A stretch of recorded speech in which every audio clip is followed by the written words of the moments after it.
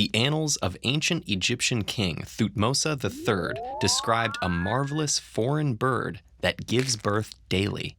Zoroastrians viewed them as spirits whose cries told of the cosmic struggle between darkness and light.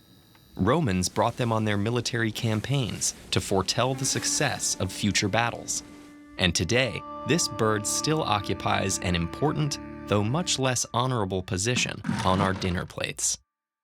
The modern chicken is descended primarily from the red jungle fowl and partially from 3 other closely related species, all native to India and Southeast Asia. The region's bamboo plants produce massive amounts of fruit just once every few decades. Jungle fowls' ability to lay eggs daily may have evolved to take advantage of these rare feasts, increasing their population when food was abundant. This was something humans could exploit on a consistent basis, and the bird's weak flight capabilities and limited need for space made them easy to capture and contain. The earliest domesticated chickens, dating at least back to 7,000 years ago, weren't bred for food, but for something considered less savory today. The aggressiveness of breeding males armed with natural leg spurs made cockfighting a popular entertainment.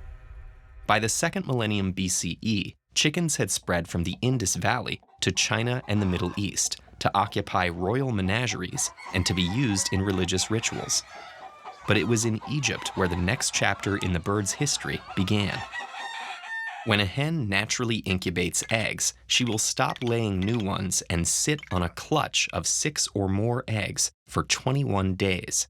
By the middle of the 1st millennium BCE, the Egyptians had learned to artificially incubate chicken eggs by placing them in baskets over hot ashes.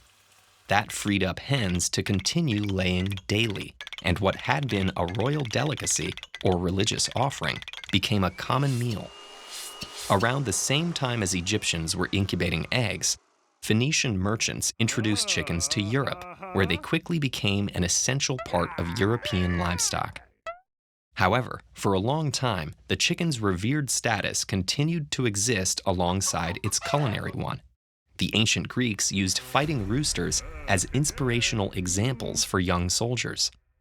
The Romans consulted chickens as oracles, and as late as the 7th century, the chicken was considered a symbol for Christianity.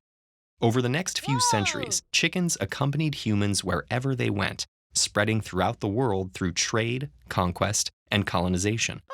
After the Opium Wars, Chinese breeds were brought to England and crossed with local chickens. This gave rise to a phenomenon called hen fever, or the fancy, with farmers all over Europe striving to breed new varieties with particular combinations of traits. This trend also caught the attention of a certain Charles Darwin, who wondered if a similar selective breeding process occurred in nature. Darwin would observe hundreds of chickens while finalizing his historic work, introducing the theory of evolution. But the chicken's greatest contribution to science was yet to come. In the early 20th century, a trio of British scientists conducted extensive crossbreeding of chickens, building on Gregor Mendel's studies of genetic inheritance. With their high genetic diversity, many distinct traits, and only 7 months between generations, chickens were the perfect subject. This work resulted in the famous Punnett square, used to show the genotypes that would result from breeding a given pairing. Since then, numerous breeding initiatives have made chickens bigger and meatier and allowed them to lay more eggs than ever. Meanwhile, chicken production has shifted to an industrial factory-like model, with birds raised in spaces with a footprint no larger than a sheet of paper. And while there's been a shift towards free-range farming due to animal rights and environmental concerns, most of the world's more than 22 billion chickens today are factory-farmed. From gladiators and gifts to the gods, to traveling companions and research subjects, chickens have played many roles over the centuries. And though they may not have come before the proverbial egg, chicken's fascinating history tells us a great deal about our own. So what about the chickens? What do they think of all this? Since we can't say for sure, why not take a moment to learn more about how animals communicate and how they experience pain?